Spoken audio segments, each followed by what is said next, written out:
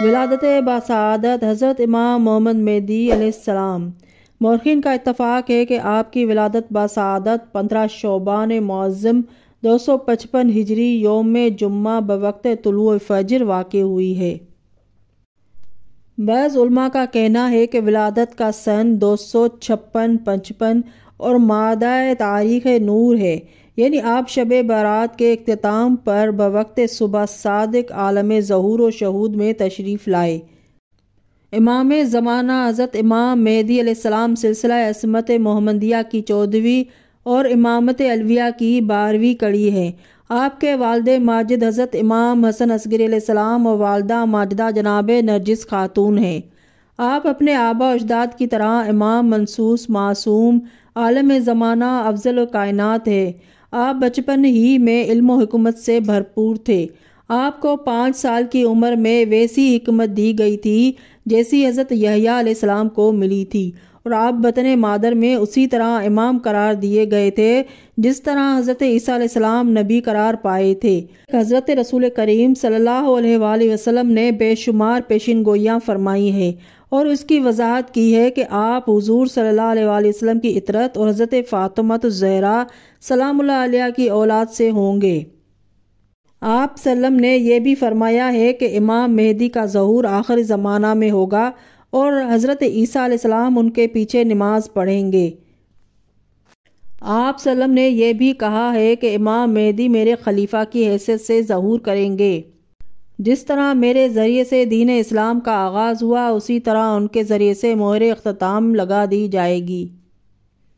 آپ نے اس کی بھی وضاحت فرمائی ہے کہ امام مہدی کا اصل نام میرے نام کی طرح محمد اور کنیت میری کنیت کی طرح ابوالقاسم ہوگی۔ وہ جب ظہور کریں گے تو ساری دنیا کو عدل و انصاف سے اسی طرح پر کر دیں گے جس طرح وہ اس وقت ظلم و جور سے بھری ہوگی۔ ظہور کے بعد ان کے فوراً بیعت کرنی چاہیے کیونکہ وہ خدا کے خلیفہ ہوں گے۔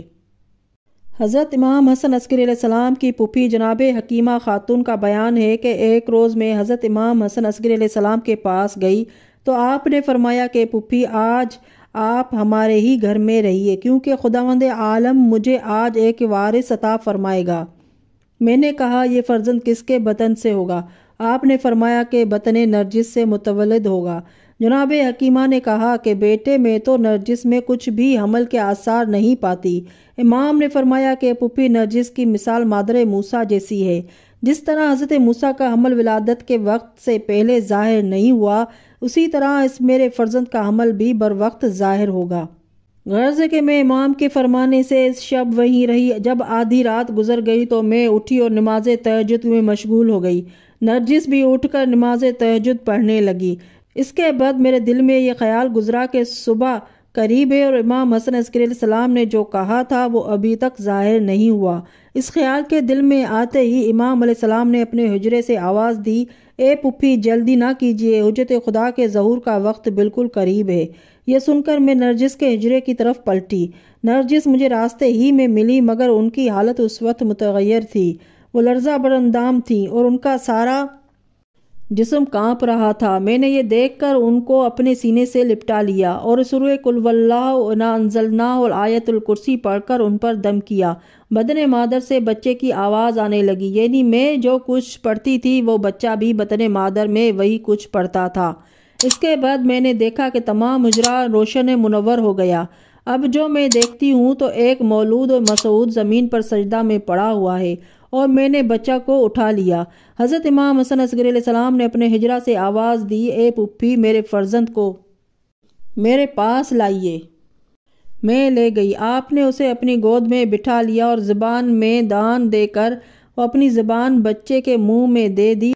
علامہ حیری لکھتے ہیں کہ ولادت کے بعد آپ کو جبرائیل علیہ السلام پرورش کے لیے اٹھا کر لے گئے۔ کتاب الشواہد النبوت اور روضۃ الصفا اور روضۃ الاحباب میں ہے کہ جب آپ پیدا ہوئے تو مختون ناف و بریدہ تھے اور آپ کے دائیں بازو پر یہ آیت منقوش تھی، جاء الحق و زہق الباطل ان الباطل کان زہوقا، یعنی حق آ گیا، باطل مٹ گیا اور باطل مٹنے ہی کے قابل تھا۔